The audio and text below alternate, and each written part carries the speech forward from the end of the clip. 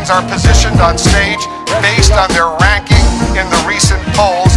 So let's begin right now. I'd like to invite each candidate to introduce himself or herself to our audience. You'll have 1 minute. First, to you, Senator Paul. The question is, how do we keep America safe from terrorism? I think we defeat terrorism by showing them that we do not fear them. I think if we ban certain religions, if we censor the internet, I think that at that point the terrorists will have won. I think if we want to defeat terrorism, I think if we truly are sincere about defeating terrorism, we need to quit arming the allies of ISIS. If we want to defeat terrorism, the boots on the ground need to be Arab boots on the ground. Thank you, Wolf. Big issues, Wolf, that we face in this country. Creating jobs, making sure people can keep their jobs, the need for rising wages, whether our children, when they graduate from college, can find a job, protecting the homeland, destroying ISIS, rebuilding defense. These are all the things that we need to focus on, but we'll never get there if we're divided. We'll never get there if Republicans and Democrats just fight with one another.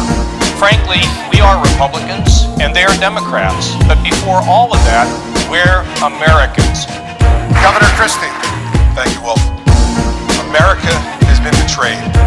The second largest school district in America, in Los Angeles, closed based on a threat.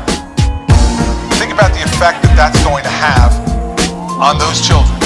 That the most basic responsibility of an administration is to protect the safety and security of the American people. I will tell you this, I'm a former federal prosecutor, I fought terrorists and won, and when we get back in the White House, we will fight terrorists and win again, and America will be safe. Ms. Fiorina. All of our problems can be solved. All of our wounds can be healed by a tested leader who is willing to fight for the character of our nation. I have been tested. I have beaten breast cancer. I have buried a child. I started as a secretary. I fought my way to the top of corporate America while being called every B word in the book. Governor Bush. America is under the gun to lead the free world, to protect our civilized way of life. Serious times require strong leadership. Destroy ISIS before it destroys us. Regarding economic security, we need to take power and money away from Washington, D.C. and empower American families so that they can rise up again. Look, America still is an exceptional country. We love to lead and we love to win. Senator Rubio. Thank you, Wolf. Our allies no longer trust us and our adversaries no longer respect us. And that is why this election is so important.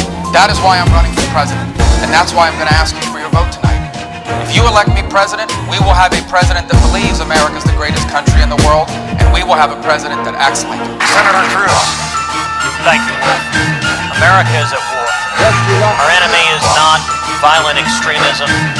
It is not some unnamed malevolent force. It is radical Islamic terrorism. We need a president who understands the first obligation of the commander-in-chief is to keep America safe. If I am elected president, we will hunt down and kill the terrorists. Dr. Carson. Thank you, Wolf. Please join me for a moment of silence.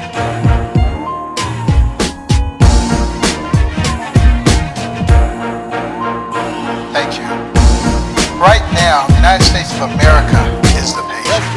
And the patient is in critical condition and will not be cured by political correctness and will not be cured by timidity. And I am asking Congress to declare war on ISIS. Mr. Turmp. Thank you. I began this journey 6 months ago. My total focus was on building up our military, building up our strength, building up our borders, making sure that China, Japan, Mexico, both at the border and in trade, no longer takes advantage of our country. Certainly would never have made that horrible, disgusting, absolutely incompetent deal with Iran, where they get $150 billion. They're a terrorist nation. People like what I say, people respect what I say, and we've opened up a very big discussion that needed to be opened up. Thank you very much.